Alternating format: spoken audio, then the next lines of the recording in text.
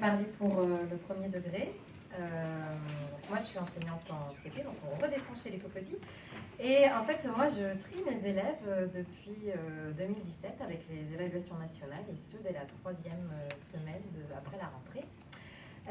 Donc les évaluations nationales, elles sont en place depuis plusieurs années. Elles ont été très critiquées par les collègues de l'école primaire, inappropriées complètement dans la forme pour des élèves aussi jeunes, rivées essentiellement sur les maths, l'écriture et la lecture.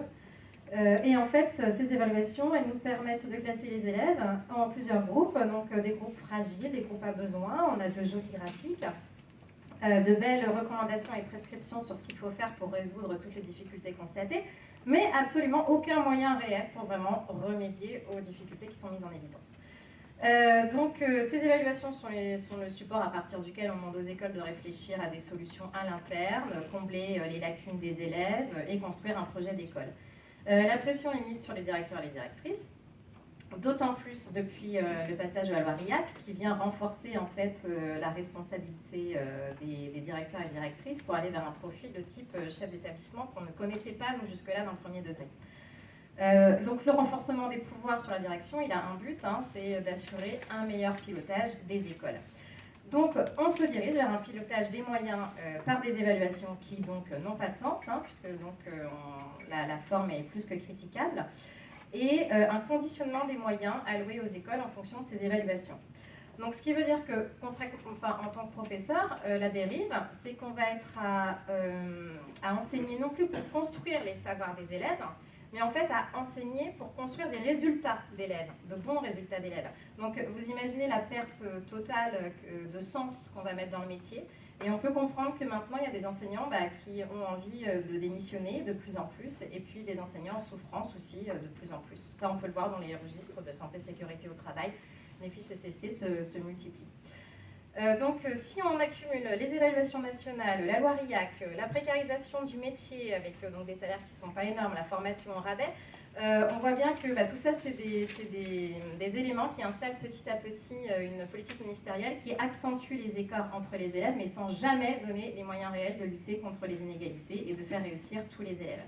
Donc concrètement, tout ce qui est efficace, donc les postes d'enseignement spécialisés, les postes de psychologues, ça disparaît, les effectifs des classes restent trop chargés, la formation est appauvrie, et ce, dès la formation initiale.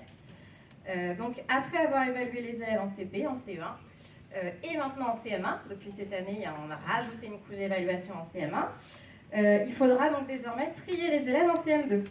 Alors ce qu'il faut savoir, c'est quand même, nous en primaire, on est convaincus de l'hétérogénéité, je pense qu'au collège aussi, mais nous encore plus, parce que d'abord, on a des plus petits effectifs, donc à la campagne, on peut avoir des niveaux qui vont du CP jusqu'au CM2. Et en plus, la recherche le montre, c'est pas juste en fait qu'on en est convaincu, c'est que la recherche le montre en fait, que c'est plus efficace pour les élèves, pour leur réussite. Donc en fait, nous, il nous paraît évident que pour construire des futurs citoyens, des futures citoyennes, c'est dans la différence entre les pairs qu'on apprendra le mieux. Or, déjà, il y a déjà des collègues de CM2 qui ont reçu des tableaux.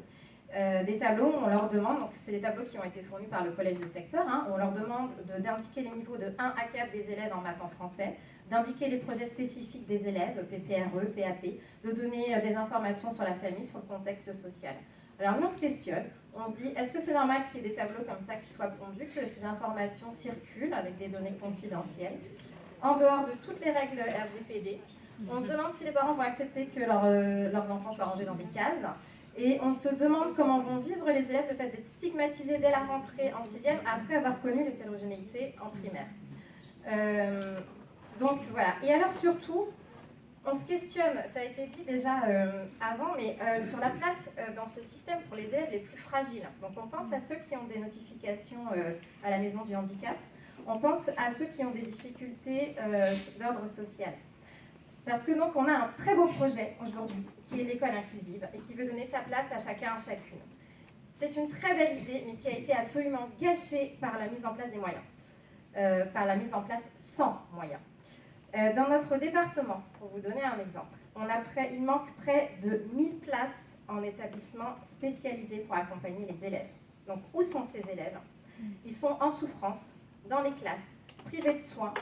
Leur scolarité repose essentiellement sur la bonne volonté des équipes et le partenariat avec les parents.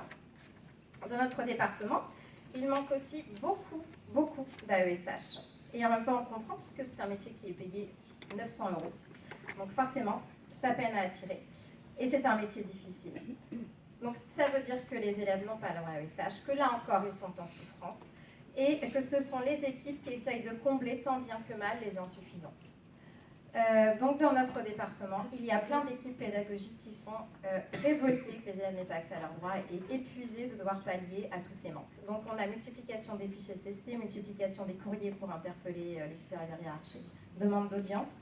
On a eu des grèves d'école, beaucoup de grèves d'école récemment sur Rennes et autour de Rennes pour des difficultés liées à l'inclusion de ces élèves. Et donc je voudrais vous parler d'une initiative locale. Parce qu'il y a plusieurs collègues qui sont du premier degré sur Rennes Sud qui ont monté un collectif partant du principe que le nombre faisait la force et qu'ils rencontraient tous les mêmes problématiques. Donc c'est un collectif qui mêle à la fois des enseignants mais aussi des parents des équipes du périscolaire. C'est un collectif qui s'est monté en dehors de toute tendance syndicale à la base mais qui est soutenu par plusieurs des organisations présentes ici ce soir. Et donc, ils sont à l'initiative d'un rassemblement demain. Donc, en fait, ce qu'ils proposent de faire, c'est de partir de la sortie des écoles à 16h15 pour rejoindre le conservatoire du Blône et là, se rassembler et discuter, en fait, de ces pénuries de moyens pour les élèves en inclusion. Donc, on vous invite à aller les rejoindre parce qu'il s'agit bien là du même combat, celui de remettre de l'humanité dans le service public d'éducation. Voilà.